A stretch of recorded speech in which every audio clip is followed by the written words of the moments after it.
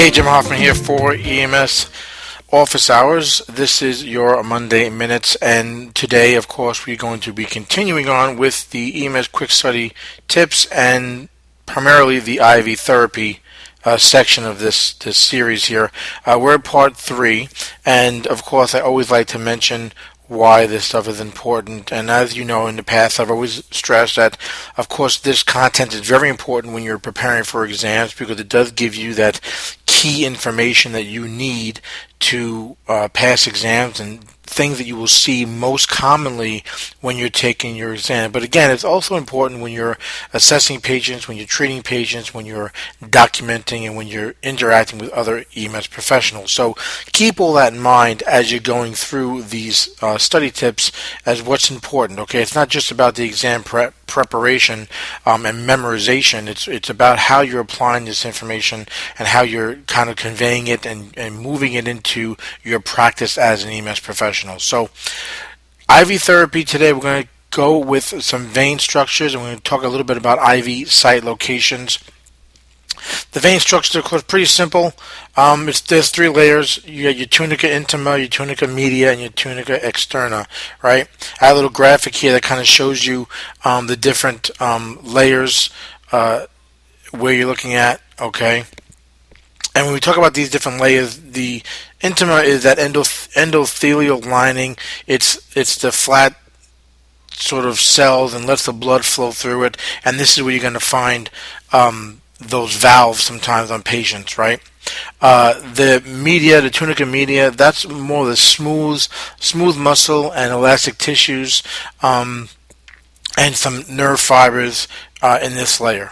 Okay, and finally the externa, this is the connective tissue that surrounds and supports the vessel itself. It's got elastic tissue as well. Okay, and this is everything that kind of supports the vessel itself. Okay, so keep this in mind. These are the things, okay, you're gonna want to look at, because these are the types of questions. Again, you might see asked, what are the 3 different layers, what each layer consists of. Okay.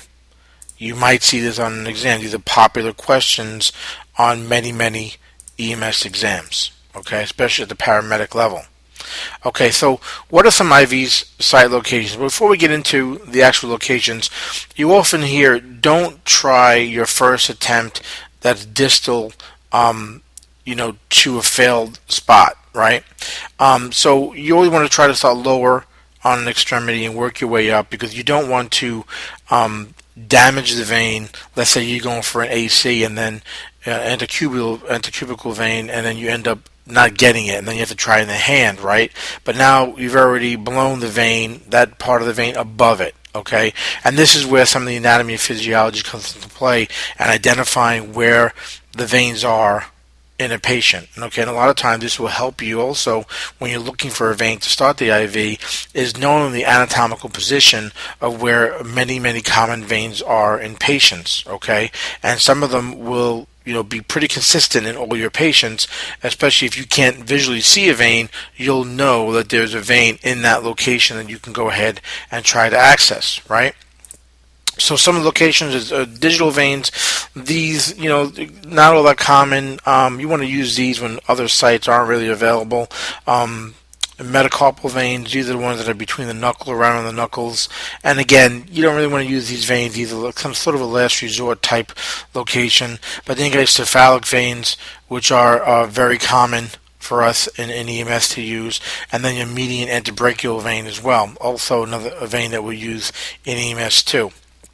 Now, some other ones are the basilic, and these are sort of right on the border of the hand and the forearm. This is one of these veins that you'll always find. Okay, it'll always be pretty much in the same place on I'd say 98% of patients. Okay, and the type of one you can kind of go for at all times. And then your antecubital, right? And this is really the most common for us. It's usually the largest vein you're going to see on many patients. Okay, and again, one of those veins that's going to be there even if you can't always see it, right? So those are some of the more popular ones. And also we have things like when you talk about infants and toddlers, or the dorsal venous network, and those are all around the hands and the wrist. And then the EJs, right? Now, EJs nowadays, we're getting a little bit away from that, and it of course depends upon your guidelines and what you're allowed to do. Some systems do not allow EJ access, right? And it's also, of course, it might be more important for you to manage the airway instead of obstructing it and obstructing your ability to manage the airway if you go for an EJ, right? So I got some pictures here. I just want to really quick show you some of the vein locations that I've been talking about, just so you can sort of match up what I'm referring to. And you can see that some of them, like the cephalic vein, is sort of repeated a few times, right? Number 1 here in the veins in the forearm, right? Number 4 in the veins of the forearm. Number 4 here in the hand. Okay, but again, this is very popular. Okay, and 5 also very popular. These are very popular veins that you'll see in many patients. Those are the veins that will be there. Okay, pretty consistent. They don't shift around like veins that might be in the venous network here in the hand. Okay, and again, you can look here again. Some of the more the other locations of the veins here, your antecubital vein, your basilic vein, again here, right? So you can see they kind of repeat themselves. But again, this is your pretty much common areas you're going to find veins on. Now I suggest you, if this picture isn't that clear to you, or you want to see something maybe in color or something, go ahead and Google this and look up images for IV site locations, and you're going to find a lot of images that are actually on actual patients, and also diagrams like this that you can look at, and you can get an idea of where common vein locations are on patients. This is going to help you when you're going to start that IV, and you'll kind of get a mental picture in your mind with practice and with time where these vein locations are, and where you're always going to see them on many patients. That's going to help you with your IV success much better down the road. Now, we talk about leg veins.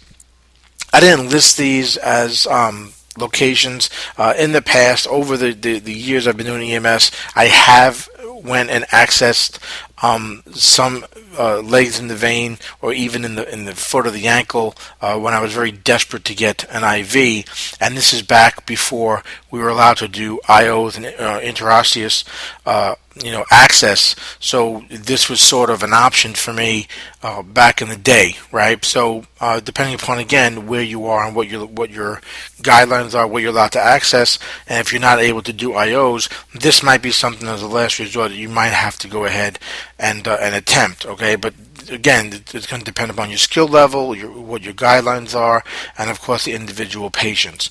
And again, talking about guidelines, we talk about the EJs, right? This is your external jugular vein here. I have a diagram, and I have an actual picture of what it would look like on a patient. Okay, and again, this is something depending upon your system, your skill level, what you're allowed to do. Okay, whether or not you can access EJs. Okay, so be sure you can do it before you go ahead and do it. You don't want to get jammed up, but it's also a good idea to know where this is for exams. If it's a general sort of exam you're taking, they might ask you, about the EJ and where it's located. Okay, and that it is an option for EMS providers. Okay, so something to think about and something to sort of keep in the back of your mind as an option. Now, of course, nowadays we use interosseous. We do the IO needles now.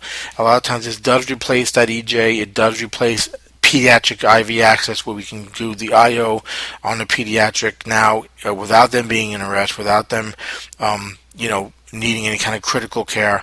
Okay, and even on adults now as well, where a lot of times you can get IO on critical adult patients. They don't necessarily have to be in cardiac arrest, right?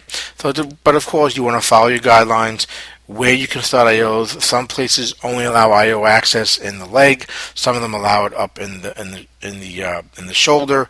Some of them allow it in the chest. It depends upon your system. It depends upon the type of IO that you're using.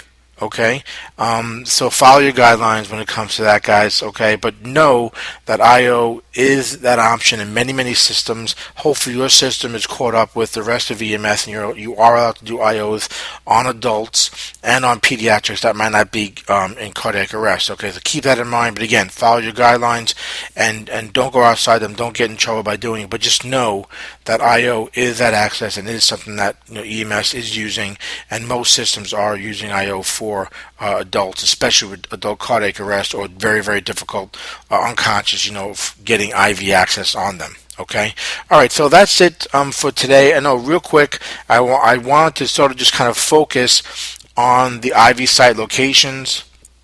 Okay, I wanted to focus on the vein itself.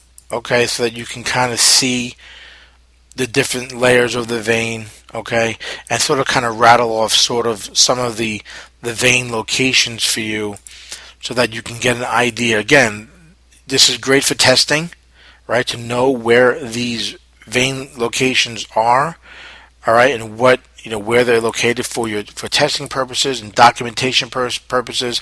But when it comes to IV access, it's also invaluable to have this information when it comes to actually starting the IVs on the patient, right? Knowing where the different locations of the veins are, okay? And for our purposes, of course, when we're in the field, we don't always necessarily have to know the exact name of where the veins are, but knowing where they are on the body is more important, because most of the time we're going to be documenting the hand, the wrist, the forearm, things like that.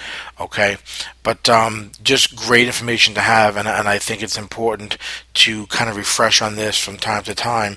And again, with practice, you'll build your skills up, and you'll get to know where these locations are, and you'll have sort of in your mind's eye where this is on this. But again, go look up some pictures, open your textbook, things like that, and get a better idea where these vein locations are. And I think you're going to have a lot more success when starting IVs.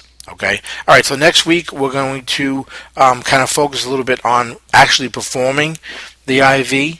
And I think you're going to find that interesting as well. And we're going to kind of go over kind of step by step how to perform an IV. This might be kind of secondhand for a lot of you out there, but I hope you'll join me anyway, because there might be one or two things that I kind of go over that maybe you've forgotten, that maybe you should be using in your practice, right? And it's also great to know because there might be steps there that are expected that you might not be doing that might be on an exam, okay, or might be required in your documentation. All right, so keep that in mind when you're looking at these things where you might, I know this stuff already, Jim. That's great, but you want to be able to go ahead and do it at the level that's expected of you when it comes to documentation, when it comes to looking at exams and things like that. Okay, so we'll cover that next week. I hope you enjoy these Monday Minutes, guys. If you have some minutes of your own, be sure to send them to me. My email is contact@emsofficehours.com. I'd love to go ahead and put some minutes up here that you want to see, things that you're interested in, and add them to the Monday Minutes sessions, okay? Even if that means breaking away for some of these quick study tips, okay? Speaking of the quick study tips, guys, I always mention this, the EMS Quick Study Guide, which is what a lot of these Monday Minutes are based off of. This really does condense that 500, 600, even 1,000-page textbook you have into nice, short, review pages for you that you can utilize to go ahead and study much more effectively and break down your study time into much more manageable sessions. Okay, so go check this out. You can click here where it says click here for details and get more information and claim your copy of this guide. Okay, and that's pretty much about it for me today. I hope you enjoyed these Monday Minutes. Be sure to leave me some comments below. Let me know what you think, and if you like this, share it on Facebook, share it on Twitter, and get the word out there about these Monday Minutes and how they've helped you in your EMS testing and preparation. Okay, all right, that's it for me, guys. As always, I am Jim Hoffman for EMS Office Hours and the Monday Minutes. Stay safe.